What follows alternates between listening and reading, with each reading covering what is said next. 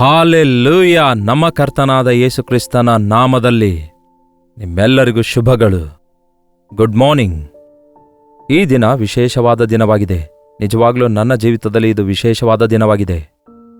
ಕರ್ತನ ಕರೆಗೆ ವಿಧೇಯನಾಗಿ ಆತನ ಸೇವೆಗೆ ನನ್ನನ್ನು ಸಮರ್ಪಿಸಿಕೊಂಡ ದಿನವಾಗಿದೆ. ನಿಜವಾಗ್ಲೂ ಹೇಳಬೇಕಾದ್ರೆ ಆ ದಿನ ನಾನು ಸರಿಯಾದ ನಿರ್ಣಯ ಮಾಡದಿದ್ದರೆ ಈ ದಿನ ಈ ರೀತಿಯಾಗಿ ಇರಲಿಕ್ಕಾಗ್ತಿರಲಿಲ್ಲವೆಂದು ಈ ದಿನ ಅದನ್ನು ಜ್ಞಾಪಕ ಮಾಡಿಕೊಂಡು ದೇವರನ್ನೇ ಸ್ತುತಿಸುತ್ತೇನೆ. ಬನ್ನಿರಿ, ಈ ದಿನ ದೇವರ ವಾಕ್ಯವನ್ನು, ನನ್ನ ಜೀವಿತದಲ್ಲಿ ದೇವರು ಮಾಡಿರುವ ಕಾರ್ಯಗಳನ್ನು ನಿಮ್ಮೊಂದಿಗೆ ಶೇರ್ ಮಾಡಿಕೊಳ್ಳಬೇಕೆಂದು ಆಶಿಸುತ್ತಿದ್ದೇನೆ. ಚಿಕ್ಕ ಪ್ರಾರ್ಥನೆಯೊಂದಿಗೆ. ಪರಿಶುದ್ಧ ದೇವರೇ, ನಿಮಗೆ ವಂದನೆಗಳು. ನಮ್ಮ ಸಾಕ್ಷಿಗಳು ನಿಮ್ಮ ವಾಕ್ಯಾನುಸಾರವಾದವುಗಳಾಗಿ ನಿಮ್ಮ ಶಕ್ತಿಯ ಮೇರೆಗೆ ನಾವು ಬದುಕಿ ತೋರಿಸಬೇಕೆಂದು ಕೋರಿಕೊಳ್ತಿದ್ದೇವೆ. ಅದನ್ನೇ ಆರಿಸಿಕೊಳ್ತಿದ್ದೇವೆ. ನಿಮಗೆ ವಿಧೇಯರಾದವರನ್ನು, ಸಮರ್ಪಿಸಿಕೊಂಡವರನ್ನು ಉಪಯೋಗಿಸಿಕೊಳ್ತೀರೆಂದು ಬೈಬಲ್ನಲ್ಲಿ ನೋಡ್ತೇವೆ, ಚರಿತ್ರೆಯಲ್ಲಿ ನೋಡ್ತೇವೆ. ಈ ಕಾಲದಲ್ಲಿ ಕೂಡ ಅನೇಕ ಜನರು ನಿಮ್ಮ ಕರೆಗೆ ವಿಧೇಯರಾಗಿ ಬಲವಾಗಿ ನಿಮ್ಮಿಂದ ಉಪಯೋಗವಾಗುತ್ತಾ ಇರುವುದನ್ನು ಗಮನಿಸುವಾಗ ಇನ್ನೂ ನಿಮ್ಮ ಕರೆಗೆ ವಿಧೇಯರಾಗದೇ ಇರುವವರನ್ನು ಈ ದಿನ ದರ್ಶಿಸಿರಿ ಎಂದು ಕ್ರಿಸ್ತನ ನಾಮದಲ್ಲಿ ಬೇಡುತ್ತೇವೆ ತಂದೆಯೇ, ಆಮೇನ್. ದೇವರ ಕರೆ ನಿಮಗಿದೆಯಾ? ದೇವರ ಸೇವೆ ಮಾಡಬೇಕೆಂಬ ಆಸೆ ಇದೆಯಾ? ಬಹಳಷ್ಟು ಜನ ಈ ದಿನ ಸೇವೆ ಮಾಡ್ತೇನೆ ಅನ್ನುತ್ತಾರೆ. ಅಷ್ಟಕ್ಕೂ ಸೇವೆ ಅಂದರೆ ಏನಾಗಿದೆ? ದೇವರ ಕರೆ ಅಂದರೆ ಏನಾಗಿದೆ? ದೇವರಿಗೆ ವಿಧೇಯರಾಗುವುದಂದ್ರೆ ಏನು? ದೇವರು ಹೇಗೆ ಆಶೀರ್ವದಿಸ್ತಾರೆ, ಹೇಗೆ ಹೆಚ್ಚಿಸುತ್ತಾರೆ ಎನ್ನುವುದು ಬಹಳಷ್ಟು ಜನರಿಗೆ ಇದರ ಸರಿಯಾದ ಅವಗಾಹನವಿಲ್ಲ.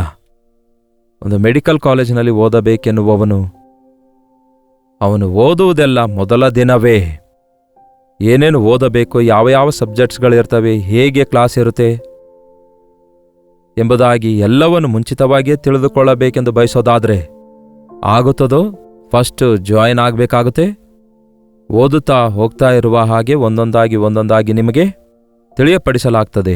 ಸೇಮ್ ವೇ ದೇವರ ಸೇವೆ ಅನ್ನುವಾಗ ಎಲ್ಲವೂ ನಮಗೆ ಗೊತ್ತಿರಲ್ಲ. ನಾವು ದೇವರ ಕೈಗೆ ಒಪ್ಪಿಸಿಕೊಟ್ಟಾಗ ಆತನು ನಮ್ಮನ್ನು ಸರ್ವ ಸತ್ಯದೊಳಗೆ ನಡೆಸುತ್ತಾನೆ. ಅದೇ ನನ್ನ ಜೀವಿತದಲ್ಲಿ ಜರುಗಿದೆ. ಅದು 1971ನೇ ವರ್ಷ, ಇದೇ ಜುಲೈ 15ನೇ ತಾರೀಕಿನಂದು ಮೆಡ್ರಾಸ್ನಲ್ಲಿ, ಅಂದರೆ ಚೆನ್ನೈನಲ್ಲಿ ಹೆಜ್ಜೆ ಇಟ್ಟ ದಿನವಾಗಿದೆ. ದೇವರ ಕರೆಯನ್ನು ಪಡೆದುಕೊಂಡು ಆತನ ಸೇವೆಗೆ ಸಮರ್ಪಿಸಿಕೊಂಡು ನನ್ನ ಸಮಸ್ತವನ್ನು ಬಿಟ್ಟು ಅಂದರೆ ಅಪ್ಪ ಅಮ್ಮ, ತಮ್ಮಂದಿರನ್ನು, ತಂಗಿಯಂದಿರನ್ನು, ವಿದ್ಯಾಭ್ಯಾಸವನ್ನು, ವಸತಿಯುಳ್ಳಂತಹ ಗೃಹವನ್ನು, ಆಡಂಬರದ ಜೀವಿತವನ್ನು ಎಲ್ಲವನ್ನೂ ಬಿಟ್ಟು ಯೇಸು ಕೊಟ್ಟಿರುವ ರಕ್ಷಣೆಯನ್ನು ಆಧಾರ ಮಾಡಿಕೊಂಡು ಅದೇ ವರ್ಷ ಫೆಬ್ರವರಿ 15ನೇ ತಾರೀಕು ರಕ್ಷಣೆ ಹೊಂದಿದೆ. ವಿದಿನ್ ಫ್ಯೂ ಮಂತ್ಸ್ನಲ್ಲಿ ಆತನ ಚಿತ್ತ ಅರಿತುಕೊಂಡು ಇದೇ ದೇವರ ಚಿತ್ತ ಎಂದು ತಿಳಿದುಕೊಂಡಾಗ ಇನ್ನೂ ತಡ ಮಾಡದೆ ಅದೇ ವರ್ಷದಲ್ಲಿ ಆಸ್ ಎ ಟೀನೇಜರ್ ದೇವರಿಗೆ ಸಮರ್ಪಿಸಿಕೊಂಡೆ. ಆ ಕಾಲದಲ್ಲಿ ಮೆಡ್ರಾಸ್ ಎಂದು ಕರೆಯುವಂತಹ ಈ ಚೆನ್ನೈಗೆ ಬಂದು ಇಲ್ಲಿಯ ತನಕ ದೇವರು ಹೇಳಿರುವುದನ್ನು ಹೇಳಿದಂತೆಯೇ ಮಾಡುತ್ತಾ ಮುಂದೆ ಸಾಗುತ್ತಿದ್ದೇನೆ.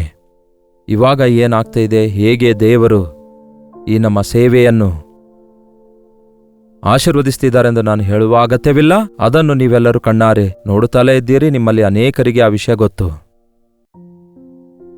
ಈ ದಿನ ಬೆಳಗ್ಗೆ ಎದ್ದ ಕೂಡಲೇ ಪ್ರಾರ್ಥನೆ ಮಾಡುವಾಗ ಕೀರ್ತನೆ 91ನೇ ಅಧ್ಯಾಯ ನನ್ನ ಕಣ್ಮುಂದೆ ಪ್ರತ್ಯಕ್ಷವಾಯಿತು. ನಾವೇನೋ ಸೇವೆಗೆ ಬಂದೆವು, ಸೇವೆ ಮಾಡಿದೆವು, ದೇವರಿಗಾಗಿ ಎಷ್ಟೋ ಕಾರ್ಯಗಳನ್ನು ಮಾಡಿದೆವು ಎಂಬುದಾಗಿ ಅಂದುಕೊಳ್ಳುವುದು ಮುಖ್ಯವಲ್ಲ. ಆದರೆ ದೇವರ ಕೈಗೆ ನಾವು ಒಪ್ಪಿಸಿಕೊಟ್ಟಾಗ ದೇವರು ಉಪಯೋಗಿಸಿಕೊಳ್ತಾರೆ, ಕಾಪಾಡುತ್ತಾರೆ. ಆತನು ನಮ್ಮ ಅವಶ್ಯಕತೆಗಳನ್ನು ತೀರಿಸುತ್ತಾನೆ, ನಮ್ಮನ್ನು ಆತನು ನಡೆಸುತ್ತಾನೆ, ನಮ್ಮನ್ನು ತಪ್ಪಿಸುತ್ತಾನೆ, ನಮ್ಮನ್ನು ಆತನು ಉಪಯೋಗಿಸಿಕೊಳ್ತಾನೆ ಎಂಬುದು ಬಹಳ ದೊಡ್ಡ ವಿಷಯವಾಗಿದೆ ಎಂಬುದು ನಾನು ಗುರುತಿಸುತ್ತೇನೆ. ಸೇವೆಯಲ್ಲಿ ಎಷ್ಟು ವಿಧವಾಗಿ ನಾನು ಅಭಿವೃದ್ಧಿ ಹೊಂದಿದ್ದೇನೆಂದು, ಎಷ್ಟು ವಿಧವಾದ ಸೇವೆ ಮಾಡ್ತಿದ್ದೇವೆ ಎಂದು ಹೇಳುವುದಕ್ಕಿಂತಲೂ ನನ್ನನ್ನು ದೇವರು ಎಷ್ಟರ ಮಟ್ಟಿಗೆ ಕಾಪಾಡ್ತಿದ್ದಾರೆ, ಎಷ್ಟರ ಮಟ್ಟಿಗೆ ತನ್ನ ರೆಕ್ಕೆಯ ಕೆಳಗೆ ನನ್ನನ್ನು ಕಾಪಾಡ್ತಿದ್ದಾರೆ, ಎಷ್ಟರ ಮಟ್ಟಿಗೆ ನನ್ನನ್ನು ಹೆಚ್ಚಿಸುತ್ತಿದ್ದಾರೆ, ಉಪಯೋಗಿಸಿಕೊಳ್ತಿದ್ದಾರೆ ಎಂದು ತಿಳಿಯಪಡಿಸುತ್ತಾ ಆತನಿಗೆ ಸಮಸ್ತ ಮಹಿಮೆ ಘನತೆ ಸಲ್ಲಿಸಬೇಕೆಂದು ಆಶಿಸುತ್ತೇನೆ. ಕೀರ್ತನೆ 91:1 ಪರಾತ್ಪರನ ಮೊರೆ ಹೊಕ್ಕಿರುವವನು ಸರ್ವಶಕ್ತನ ಆಶ್ರಯದಲ್ಲಿ ಸುರಕ್ಷಿತನಾಗಿರುವನು. ನಾನು ಯೆಹೋವನಿಗೆ, ನೀನೇ ನನ್ನ ಶರಣನೂ ನನ್ನ ದುರ್ಗವೂ ನಾನು ಭರವಸವಿಟ್ಟಿರುವ ನನ್ನ ದೇವರು ಎಂದು ಹೇಳುವೆನು. ಕಳೆದ 55 ವರ್ಷಗಳಿಂದ ಆತನು ತನ್ನ ರೆಕ್ಕೆಯ ಕೆಳಗೆ ನನ್ನನ್ನು ಕಾಪಾಡಿದ್ದಾರೆ ಪ್ರಿಯರೇ. ದೇವರು ಒಬ್ಬ ಟೀನೇಜರ್ ಆಗಿ ರಕ್ಷಿಸಲ್ಪಟ್ಟು ಕರ್ತನನ್ನು ಆಶ್ರಯಿಸಿದಾಗ, ಆತನ ಚಿತ್ತಕ್ಕೆ ವಿಧೇಯನಾದಾಗ, ಆತನ ಮಡಿಲಿಗೆ ಸೇರಿದಾಗ, ಆತನು ತನ್ನ ರೆಕ್ಕೆಯ ಕೆಳಗೆ ನನ್ನನ್ನು ಮರೆಮಾಡಿ ನನ್ನ ಮನಸ್ಸಿಗೆ ನೆಮ್ಮದಿಯನ್ನು, ತೃಪ್ತಿಯನ್ನು ಮೊದಲು ಅನುಗ್ರಹಿಸಿದನು. ಲೋಕದ ಕಡೆಗೆ, ಪಾಪದ ಕಡೆಗೆ ನೋಡದಂತೆ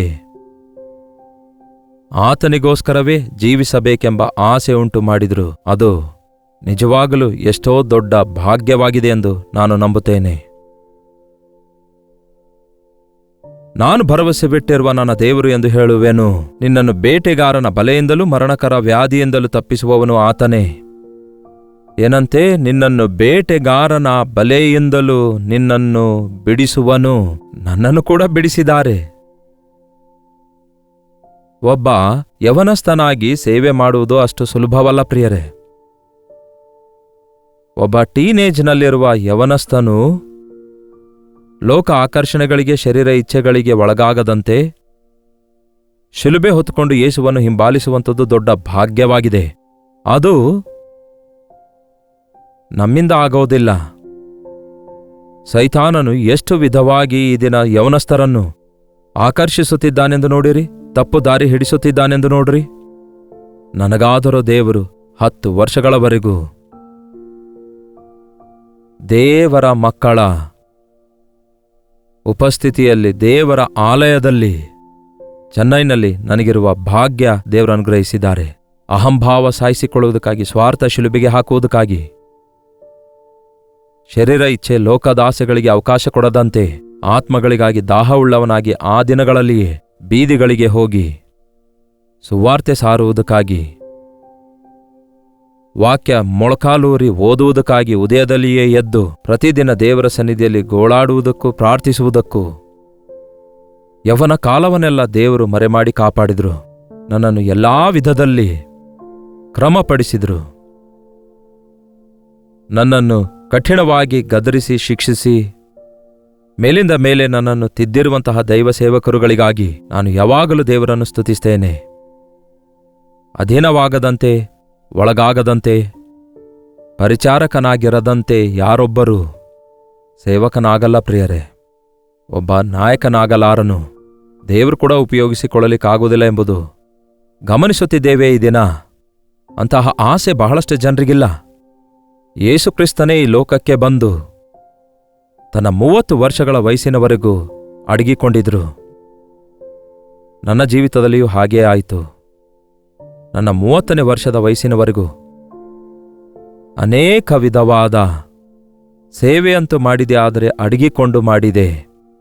ನೀಲಗಿರಿ ಬೆಟ್ಟಗಳಲ್ಲಿ, ಬುಡಕಟ್ಟು ಜನರ ಮಧ್ಯದಲ್ಲಿ, ತಮಿಳುನಾಡಿನ ಕೆಲವೊಂದು ಗ್ರಾಮಗಳಲ್ಲಿ, ಚೆನ್ನೈಗಳ ಬೀದಿಗಳಲ್ಲಿ, ಸೆರೆಮನೆಗಳಲ್ಲಿ, ಹಾಸ್ಪಿಟಲ್ಸ್ಗಳಲ್ಲಿ, ಸ್ಲಮ್ಸ್ನಲ್ಲಿ, ಎಲ್ಲಿಗೆ ಬೇಕೋ ಅಲ್ಲಿಗೆ ಹೋಗಿ ಆತ್ಮಗಳನ್ನು, ನಶಿಸಿ ಹೋಗುತ್ತಿರುವ ಆತ್ಮಗಳನ್ನು ಯೇಸುವಿಗಾಗಿ ಸಂಪಾದಿಸಬೇಕೆಂಬ ಆಸೆಯೊಂದಿಗೆ ಸುವಾರ್ತೆ ಸಾರುವುದಕ್ಕೂ, ಅವರಿಗೋಸ್ಕರ ಪ್ರಾರ್ಥಿಸುವುದಕ್ಕೂ, ಆ ದಿನಗಳಲ್ಲಿ ಸಂಪಾದಿಸಿದ ಆತ್ಮಗಳೇ ಈ ದಿನಕ್ಕೂ ಈ ಚೆನ್ನೈನಲ್ಲಿ ಈ ನಮ್ಮ ಸೇವೆಗೆ ಮೂಲವಾಗಿದ್ದಾರೆ. ಅವರು, ಅವರ ಮಕ್ಕಳು, ಅವರ ಮಕ್ಕಳು, ಅವರ ಮಕ್ಕಳು ಈ ದಿನ ಈ ಸೇವೆಯಲ್ಲಿ ಸಹಾಯಕರಾಗಿದ್ದಾರೆ. ನನ್ನ 30 ವರ್ಷ ವಯಸ್ಸು ಬಂದಾಗ ದೇವರು ನನ್ನ ಜೀವಿತದಲ್ಲಿ ಒಂದು ಹೊಸ ಅಧ್ಯಾಯವನ್ನು ತೆರೆದ್ರು. ನನ್ನ ವಿವಾಹ ವಿಷಯದಲ್ಲಿ ನನ್ನ ತಂದೆ ತಾಯಿಗಳು ಪ್ರಾರ್ಥಿಸಿ ವಿವಾಹ ಮಾಡಿಸಿರುವ ದಿನ ಅದು. ನನ್ನ 30 ವರ್ಷ ವಯಸ್ಸಲ್ಲಿ ನನಗೆ ಮದುವೆ ಆಯಿತು. ಒಬ್ಬ ವಿಶ್ವಾಸಿಯೊಂದಿಗೆ, ದೇವರ ಚಿತ್ತದಂತೆ, ದೇವರ ಆಶೀರ್ವಾದಗಳೊಂದಿಗೆ ನಾವಿಬ್ಬರು ಸೇರಿ ಪ್ರಾರ್ಥಿಸಿ, ದೇವರೇ ನಿಮ್ಮ ಚಿತ್ತ ಏನಾಗಿದೆ, ನೆಕ್ಸ್ಟ್ ಸ್ಟೆಪ್ ಏನೆಂದು ಕೇಳಿದಾಗ ದೇವರು ಒಂದು ಒಳ್ಳೆ ವಾಗ್ದಾನ ಕೊಟ್ಟರು. ನಿಜವಾಗ್ಲೂ ವಾಗ್ದಾನಗಳು ನಾವು ಓದುವುದಾದರೆ ನಂಬಲು ಯೋಗ್ಯವಾಗಿವೆ.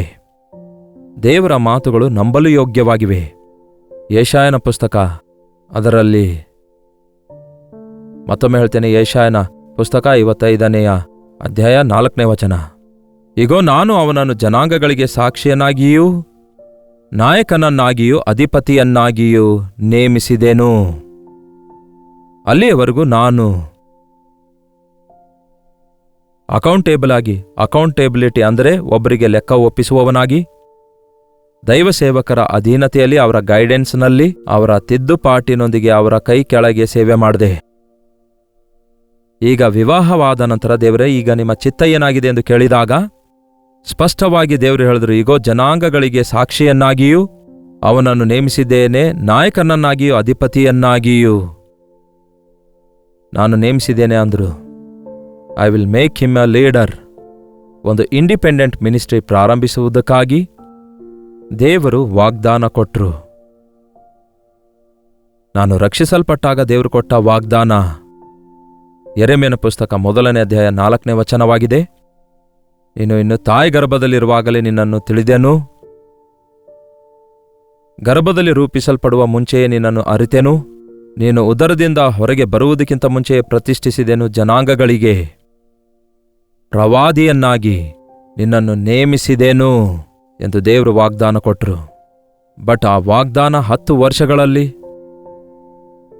ನೆರವೇರಿದ ಹಾಗೆ ಏನೂ ಕಾಣಲಿಲ್ಲ. ಆದರೆ ದೇವರು ಸಿದ್ಧ ಮಾಡಿಕೊಳ್ತಿದ್ದಾರೆ ಎಂಬ ವಿಷಯ, ಆ ಒಂದು ಭಾರ ದೇವರು ನನಗೆ ಕೊಟ್ಟಿದ್ದಾರೆಂದು ನಾನು ಗ್ರಹಿಸಿಕೊಂಡೆ.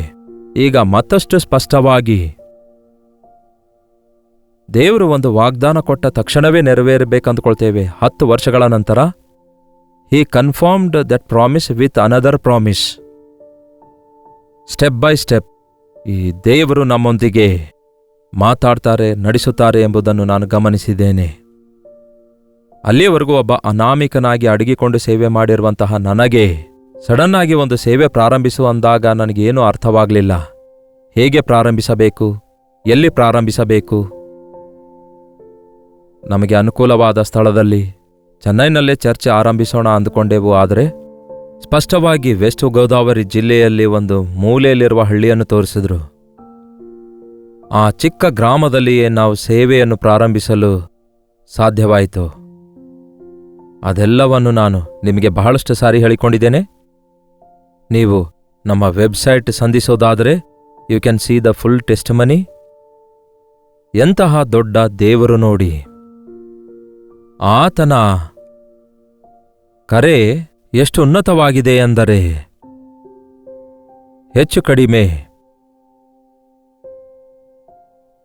100ಕ್ಕಿಂತಲೂ ಹೆಚ್ಚು ಗ್ರಾಮಗಳನ್ನು ಈಸ್ಟ್ ವೆಸ್ಟ್ ಗೋದಾವರಿಯಲ್ಲಿ ಸಂಧಿಸುವುದಕ್ಕಾಗಿ ಅನೇಕ ಮಂದಿ ಯವನಸ್ಥರಿಗೆ ಕಾನ್ಫರೆನ್ಸ್ಗಳ ಮೂಲಕ, ಯೂತ್ ಮೀಟಿಂಗ್ ಮೂಲಕ ಸುವಾರ್ತೆ ಸಾರುತ್ತಾ ದೊಡ್ಡ ಸೇವೆಯಲ್ಲಿ ಮಾಡಲು ದೇವರು ಕೃಪೆ ಕೊಟ್ಟರು. ಒಂದು 4-5 years ನಾವಲ್ಲಿದ್ದೆವು.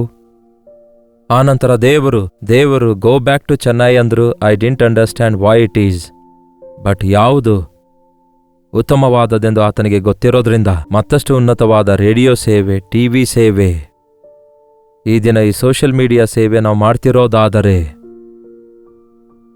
All because we are in a city. ಮತ್ತು ದೇವರ ಪ್ರಣಾಳಿಕೆ ಆ ದಿನವೇ ನಾನು ಚೆನ್ನೈಗೆ ಬಂದ ನಂತರ 20 ಇಯರ್ಸ್ ರೇಡಿಯೋ ಸೇವೆಯನ್ನು, ನಿಯರ್ಲಿ 20 ಇಯರ್ಸ್ ಟಿವಿ ಸೇವೆಯನ್ನು ಮುಂದುವರಿಸುವುದಕ್ಕೂ ದೇವರೇ ಕೃಪೆ ತೋರಿಸಿದ್ದಾರೆ. ಹೆಚ್ಚು ಕಡಿಮೆ 7 ಇಯರ್ಸ್ಗಳಿಂದ ಈ ಸೋಷಿಯಲ್ ಮೀಡಿಯಾದಲ್ಲಿ ದೇವರು ವಾಕ್ಯ ಸಾರುವ ಕೃಪೆ ಕೊಟ್ಟಿದ್ದಾರೆ. ಆತನ ಕೃಪೆಗಾಗಿ ಸ್ತೋತ್ರ. ಅಕ್ಷರಶಃ ಈ 91ನೆಯ ಕೀರ್ತನೆ ನನ್ನ ಜೀವಿತದಲ್ಲಿ ನೆರವೇರಿದೆ. ನಾಶನಕರವಾದ ಉಪದ್ರವಗಳು ಬರದಂತೆ ಕಾಪಾಡುತ್ತೇನೆಂದಿದ್ದಾರೆ. ತನ್ನ ರೆಕ್ಕೆ ಕೆಳಗೆ ನನ್ನನ್ನು ಮರೆಮಾಡುತ್ತೇನೆ ಎಂದು, ರೋಗಗಳಿಂದ ನನ್ನನ್ನು ತಪ್ಪಿಸುತ್ತೇನೆ ಎಂದು, ಅನವಶ್ಯಕವಾದ ಭಯಗಳು ಇಲ್ಲದಂತೆ ಮಾಡುತ್ತೇನೆಂದು. ಎಷ್ಟೋ ಆಪತ್ತುಗಳು, ಅನೇಕ ರೀತಿಯ ಆಕ್ಸಿಡೆಂಟ್ಗಳಿಂದ ದೇವರು ಕಾಪಾಡಿದರು. ಅನೇಕ ರೀತಿಯ ಅನಾರೋಗ್ಯ ಪರಿಸ್ಥಿತಿಗಳಲ್ಲಿ ಸ್ವಸ್ಥಪಡಿಸಿ ತನ್ನ ಸಾಕ್ಷಿಯಾಗಿ ದೇವರು ನಿಲ್ಲಿಸಿದ್ದಾರೆ. ಅನೇಕ ಮಂದಿ ವಿರೋಧಿಗಳು ಎದ್ದಿದಾಗ ದೇವರು ಅದ್ಭುತವಾಗಿ ತನ್ನ ನಾಮಕ್ಕೆ ಮಹಿಮೆ ತಂದುಕೊಂಡು ಸೇವೆ ನಿಂತು ಹೋಗದ ಹಾಗೆ ಮುಂದುವರಿಸುವಂತೆ ಇಂದಿನವರೆಗೂ ಕಾಪಾಡುತ್ತಾ ಬಂದಿದ್ದಾರೆ. ಈ ದಿನ ಒಂದು 75 ಇಯರ್ಸ್, ನಿಯರಿಂಗ್ 75 ಇಯರ್ಸ್ನಲ್ಲಿ 55 ಇಯರ್ಸ್ ಸೇವೆಯಲ್ಲಿ ನಿಂತಿರೋದಾದರೆ ಆತನ ರೆಕ್ಕೆಯ ಮರೆಯನ್ನು ಆಶ್ರಯಿಸಿಕೊಂಡಿರುವುದರಿಂದಲೇ ಎಂಬುದಾಗಿ ನಾನು ನಂಬಿಕೆಯಿಂದ ಹೇಳಬಲ್ಲೆ ಪ್ರಿಯರೇ. ಮಹೋನ್ನತನ ರೆಕ್ಕೆಯ ಕೆಳಗೆ ಮರೆಯಾದವನಿಗೆ ಯಾವ ಅಪಾಯ ಬರುವುದಿಲ್ಲ, ಯಾವ ಕೇಡು ಜರುಗುವುದಿಲ್ಲ. ಅಷ್ಟು ಮಾತ್ರವಲ್ಲ, ದೇವರ ಸನ್ನಿಧಿ ಹಿಂದೆ ಮುಂದೆ ಇರುವಂಥದ್ದಾಗಿರೋದ್ರಿಂದ ಕರ್ತನ ಸೇವೆಯಲ್ಲಿ ಮುಂದೆ ಸಾಗುವಾಗ ಆತನ ಕಾವಲು, ಆತನ ಬೇಲಿ, ಆತ್ಮಗಳ ಕಾರ್ಯ ಜರುಗುವುದನ್ನು ನೋಡಿದ್ದೇನೆ. ಅದಕ್ಕಾಗಿ ದೇವರನ್ನೇ ಸ್ತುತಿಸುತ್ತೇನೆ. ಅಕ್ಷರಶಃ ಈ ಒಂದು ದೇವರ ವಾಕ್ಯವು ನನ್ನ ಜೀವಿತದಲ್ಲಿ ಜರುಗಿತು, ನೆರವೇರಿತು. ಈ ದಿನ ಹೊಸದಾದ ವಾಗ್ದಾನವಾಗಿ ನಾನು ನಂಬುತ್ತೇನೆ. 14ನೇ ವಚನ, ಅವನು ನನ್ನನ್ನು ಪ್ರೀತಿಸುತ್ತಿರುವುದರಿಂದ ನಾನು ಅವನನ್ನು ತಪ್ಪಿಸುವೆನು. ಅವನು ನನ್ನ ನಾಮವನ್ನು ಅರಿತಿರುವುದರಿಂದ ನಾನು ಅವನನ್ನು ಘನಪಡಿಸುವೆನು. ನಾನು ಯೇಸುವನ್ನು ಪ್ರೀತಿಸ್ತಿದ್ದೇನೆ ಪ್ರಿಯರೇ. ನನ್ನ ಮನಸಾರೆ ಆತನನ್ನು ಪ್ರೀತಿಸ್ತಿದ್ದೇನೆ. ಈ ಲೋಕದಲ್ಲಿ ಮತ್ಯಾವುದನ್ನು ನಾನು ಪ್ರೀತಿಸುತ್ತಾ ಇಲ್ಲ. ಆ ದಿನವೂ ಅಷ್ಟೇ, ಈ ದಿನವೂ ಅಷ್ಟೇ. ಈ ದಿನಕ್ಕೂ ಕೂಡ ನನ್ನನ್ನು ವಿಮೋಚಿಸಿರುವ ನನ್ನ ಕರ್ತನ ಪ್ರೀತಿ ನನಗೆ ಬೇಕು. ಆ ಪ್ರೀತಿ ಇತರರಿಗೆ ಹಂಚಬೇಕು. ಹಾಗೆ ಪ್ರೀತಿಯೇ ಜಯಿಸುತ್ತದೆ ಎಂಬ ಧ್ಯೇಯದೊಂದಿಗೆ ಈ ಸೇವೆ ದುಡ್ಡಿನಿಂದ ಅಲ್ಲದೆ, ಆರ್ಭಾಟದಿಂದ, ಅಟ್ಟಹಾಸದಿಂದ, ಆಕರ್ಷಣೆಗಳಿಂದ ಅಲ್ಲದೆ, ಕ್ರಿಸ್ತನ ಪ್ರೀತಿ ನಮ್ಮನ್ನು ಬಲವಂತಗೊಳಿಸುತ್ತದೆ ಎಂಬ ಭಾರದಿಂದಲೇ ಇಷ್ಟೊಂದು ಸೇವೆಯನ್ನು ಎಷ್ಟೇ ಕಷ್ಟವಾದರೂ, ಎಷ್ಟೇ ಹೋರಾಟ ಇದ್ರೂ, ಎಷ್ಟೇ ಆಟಂಕಗಳಿದ್ರೂ, ಎಷ್ಟೇ ಶ್ರಮೆ ಬಂದ್ರೂ, ಎಂಥದೇ ನಿಧಿ ಇಲ್ಲದಿದ್ದರೂ ನಂಬೋದಿಲ್ಲ. ಯಾವುದೇ ರೀತಿಯ ಸಪೋರ್ಟ್ ಇತರ ದೇಶದಿಂದಾಗಲಿ, ಯಾವ ಸ್ಪಾನ್ಸರ್ ಇಲ್ಲದಿದ್ರೂ ಕೂಡ ನಂಬಿಕೆಯೇ ಜಯವಾಗಿದೆ ಎಂಬ ಧ್ಯೇಯದೊಂದಿಗೆ ಸೇವೆಯಲ್ಲಿ ಮುಂದೆ ಸಾಗ್ತಿದ್ದೇವೆ. ಈ ಸೇವೆಯಿಂದ ಉಪಕಾರ ಹೊಂದಿದಂತಹ ಅನೇಕರು ನೀವು ಕೊಟ್ಟಿರುವಂತಹ ಆ ಚಿಕ್ಕ ಚಿಕ್ಕ ಕಾಣಿಕೆಯಿಂದಲೇ ಈ ಸೇವೆ ಇಂದಿನವರೆಗೂ ಮುಂದುವರಿಯುತ್ತಾ ಇದೆ. ಕಾರಣ ಪ್ರಭು ಯೇಸುವಿನ ಕೃಪೆ ನಮ್ಮ ಸಂಗಡ ಇದೆ. ಕರ್ತನ ಹಸ್ತವು ನಮ್ಮನ್ನು ಕಾಪಾಡುತ್ತಾ ಇದೆ. ಅವನು ನನ್ನನ್ನು ಪ್ರೀತಿಸುತ್ತಿರುವುದರಿಂದ ಅವನನ್ನು ನಾನು ತಪ್ಪಿಸುವೆನು. ಅವನು ನನ್ನ ನಾಮವನ್ನು ಅರಿತವನಾಗಿರೋದ್ರಿಂದ ನಾನು ಅವನನ್ನು ಘನಪಡಿಸುತ್ತೇನೆ. ಜೈಪಾಲ್ ಎಂಬ ನನಗೇನಾದರೂ ಬೆಲೆ ಇರೋದಾದರೆ ಅದು ಕೇವಲ ಯೇಸುವನ್ನು ಅರಿತುಕೊಳ್ಳುವುದರಿಂದ ಬಂದಿದೆ ಹೊರತು ನಾನು ಕೂಡ ಸಾಮಾನ್ಯ ಮನುಷ್ಯನೇ. ಯೇಸುವನ್ನು ನಾನು ಅರಿತುಕೊಂಡು, ಆತನ ಪ್ರೀತಿಯನ್ನು ಅರಿತುಕೊಂಡು, ಆತನಿಗೋಸ್ಕರ ಬದುಕುತ್ತಾ ಇರುವುದರಿಂದ ಮುಂದಕ್ಕೆ ಸಾಗುತ್ತಿದ್ದೇನೆ. ಅವನು ನನಗೆ ಮೊರೆ ಇಡುವಾಗ ನಾನು ಅವನಿಗೆ ಸದುತ್ತರ ದಯಪಾಲಿಸುವೆನು. ನಾನು ಲೆಕ್ಕಾಚಾರ ಹಾಕಿ ನೋಡಿಕೊಳ್ಳಲ್ಲ, ಆದರೆ ಎಷ್ಟು ಪ್ರಾರ್ಥನೆಗಳಿಗೆ ದೇವರು ಉತ್ತರ ಕೊಟ್ಟಿದ್ದಾರೆ ಎಂಬುದು, ಎಷ್ಟು ವಿಷಯಗಳಲ್ಲಿ ಆತನಿಗೆ ಮೊರೆ ಇಟ್ಟಾಗ ಅದ್ಭುತವಾಗಿ ಆತನು ನಮಗೆ ಬಿಡುಗಡೆ ಕೊಟ್ಟಿದ್ದಾನೆ ಎಂಬುದು ಕೋಟ್ಯಾಂತರ, ಮಿಲಿಯನ್, ಬಿಲಿಯನ್ಸ್ ಸಂಖ್ಯೆ ದಾಟಿ ಹೋಗಿರುತ್ತೆ. ನನಗೋಸ್ಕರವೇ ಅಲ್ಲ, ಅನೇಕರಿಗೋಸ್ಕರ. We receive every day lots of prayer burdens. ಅವರಿಗೋಸ್ಕರ ದೇವರ ಸನ್ನಿಧಿಯಲ್ಲಿ ಒಂದೇ ಮಾತು ಮೊರೆ ಇಟ್ಟರೂ ಕೂಡ ಅದ್ಭುತವಾಗಿ ದೇವರು ಉತ್ತರ ಕೊಡ್ತಿದ್ದಾರೆ ಎಂಬುದು ನಿಮ್ಮ ಸಾಕ್ಷಿಯಿಂದ ಗೊತ್ತಾಗ್ತಿದೆ. ಅದಕ್ಕೋಸ್ಕರ ದೇವರನ್ನೇ ನಾನು ಸ್ತುತಿಸುತ್ತೇನೆ. ದೇವರಿಗೆ ನಾವು ವಿಧೇಯರಾಗುವುದಾದರೆ ದೇವರು ನಮ್ಮನ್ನು ಆಶೀರ್ವದಿಸ್ತಾರೆ. ದೇವರನ್ನು ನಾವು ಪ್ರೀತಿಸುವುದಾದರೆ ಆತನು ನಮ್ಮನ್ನು ತಪ್ಪಿಸುತ್ತಾನೆ. ದೇವರನ್ನು ಅರಿತುಕೊಂಡರೆ, ಆತನ ಶಕ್ತಿಯನ್ನು, ಆತನ ಬಲವನ್ನು ಅರಿತುಕೊಂಡ್ರೆ ನಾವು ದೇವರಿಗೋಸ್ಕರ ದೊಡ್ಡ ದೊಡ್ಡ ಕಾರ್ಯಗಳನ್ನು ಮಾಡುವವರಾಗಿರ್ತೇವೆ. ಒಂದು ಸಾಮಾನ್ಯವಾದ ಚಿಕ್ಕ ಗ್ರಾಮದಲ್ಲಿ ಸೇವೆ ಪ್ರಾರಂಭಿಸಿದಾಗ್ಯೂ ಕೂಡ ಕರ್ತನು ನಮ್ಮ ಜೊತೆ ಇರುವುದರಿಂದ ಹಂತ ಹಂತವಾಗಿ ಈ ದಿನ ಅಕ್ರಾಸ್ ದ ಗ್ಲೋಬ್ ಅನೇಕರಿಗೆ ಆಶೀರ್ವಾದಕರವಾಗಿ ಮಾಡಿದ್ದಾರೆ. ಸಮಸ್ತ ಘನತೆ, ಮಹಿಮೆ ಆತನಿಗೆ ಸಲ್ಲಲ್ಪಡಲಿ. ನನ್ನ ಜೀವಿತದಲ್ಲಿ ಏನು ಅಷ್ಟೊಂದು ಆಡಂಬರವಾಗಲಿ ಆರ್ಭಟವಾಗಲಿ ಇಲ್ಲ. ಬಹಳ ಶ್ರಮೆಗಳಿವೆ. ಸ್ಕ್ರೀನ್ ಹಿಂದುಗಡೆ ಎಷ್ಟೋ ಹೋರಾಟ, ವೇದನೆಗಳಿವೆ. ದೇವರ ಸನ್ನಿಧಿಯಲ್ಲಿ ಮೊರೆ ಇಡಬೇಕಾದಂತಹ ಅವಶ್ಯಕತೆಗಳು ಯಾವಾಗಲೂ ಇದ್ದೇವೆ. ಆದರೆ ಮೊರೆ ಇಟ್ಟಾಗೆಲ್ಲ ದೇವರು ಉತ್ತರಿಸ್ತಿದ್ದಾರೆ. ಅಷ್ಟೇ ಅಲ್ಲ, ಶ್ರಮೆಗಳಲ್ಲಿ ನಾನು ಅವನ ಸಂಗಡ ಇರುತ್ತೇನೆ, ಅವನನ್ನು ಬಿಡಿಸಿ ಅವನನ್ನು ಉದ್ಧರಿಸುವೆನು. ಶ್ರಮೆಗಳಲ್ಲಿ ನಾನು ಅವನ ಸಂಗಡ ಇರುತ್ತೇನೆ ಅನ್ನುತ್ತಾರೆ. ಹಾಗಾಗಿ ನಾನು ಕೂಡ ಎಷ್ಟೋ ಸಾರಿ ಸೇವೆ ನಿಲ್ಲಿಸಿಬಿಡಬೇಕಂದಾಗ, ಒಂದೊಂದು ಸೇವೆ ನಿಲ್ಲಿಸಿಬಿಡಬೇಕಂದ್ಕೊಂಡಾಗ, ಈ ಟಿವಿ ಸೇವೆ ಮಾಡ್ಲಿಕ್ಕಾಗೋದಿಲ್ಲ ಎಂದು ಕೈ ಎತ್ತಿಬಿಟ್ಟಾಗ, ಒಂದೊಂದು ಸಾರಿ ಸೇವೆ ಮಾಡ್ಲಿಕ್ಕಾಗೋದೇ ಇಲ್ಲ ಎಂಬ ಪರಿಸ್ಥಿತಿ ಬಂದಾಗ, ಯಾವ ಸಹಾಯ ಇಲ್ಲದಿರುವಾಗ ದೇವಾ ಎಂದು ಮೊರೆ ಇಟ್ಟರೆ ದೇವರು ತಪ್ಪಿಸಿ ಸೇವೆಯನ್ನು ನಿಲ್ಲಿಸಲಾರದಂತೆ ಮುಂದುವರಿಸುವ ಹಾಗೆ ಇಂದಿನವರೆಗೂ ಕೃಪೆ ತೋರಿಸ್ತಿದ್ದಾರೆ. ಅದಕ್ಕಾಗಿ ಸಮಸ್ತ ವಿಧವಾದ ಘನತೆ ದೇವರಿಗೆ ಸಲ್ಲಲ್ಪಡಲಿ. ದೀರ್ಘಾಯುಷಿನಿಂದ ಅವನನ್ನು ತೃಪ್ತಿಪಡಿಸುವೆನು ಎಂಬ ವಾಗ್ದಾನವನ್ನು ಕರ್ತನು ನನಗೆ ಕೊಟ್ಟಿರುವಂತೆ ಈ ದಿನ ನಂಬುತ್ತೇನೆ. ಬದುಕಿರುವ ದಿನಮಾನಗಳೆಲ್ಲ ಆತನಿಗಾಗಿ ಜೀವಿಸುತ್ತೇನೆ. ಆತನ ಸಾಕ್ಷಿಯಾಗಿ ಅಂತ್ಯದವರೆಗೂ ಜೀವಿಸುವುದಕ್ಕೋಸ್ಕರ ನೀವು ಕೂಡ ನಿಮ್ಮ ಪ್ರಾರ್ಥನೆಯಲ್ಲಿ ನನ್ನನ್ನು ನೆನೆಸಿಕೊಳ್ಳಿರಿ. ಯವನಸ್ಥರೇ, ನಿಮ್ಮ ಜೀವಿತ ವ್ಯರ್ಥ ಮಾಡಿಕೊಳ್ಬೇಡಿ. ದೇವರ ಕೈಗೆ ಒಪ್ಪಿಸಿಕೊಡಿರಿ. ಎಷ್ಟೋ ಜನರಿಗೆ ನೀವು ಆಶೀರ್ವಾದಕರವಾಗಿ ಮಾರ್ಪಡ್ತೀರಿ.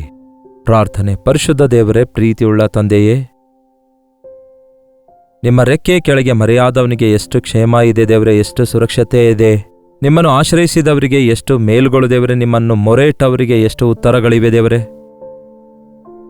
ನೀವೇ ನಮ್ಮ ಕೋಟೆ, ನಮ್ಮ ಬಂಡೆ, ನಮ್ಮ ದುರ್ಗ, ನಮ್ಮ ಸಮಸ್ತವೂ ಅನ್ನುವಾಗ ಮನುಷ್ಯರ ಸಹಾಯಕ್ಕಿಂತ ನಿಮ್ಮ ಸಹಾಯ ಎಷ್ಟು ದೊಡ್ಡದಾಗಿದೆ ಎಂದು ನಿರೂಪಿಸುತ್ತಾ ಇದ್ದೀರಲ್ಲವೇ.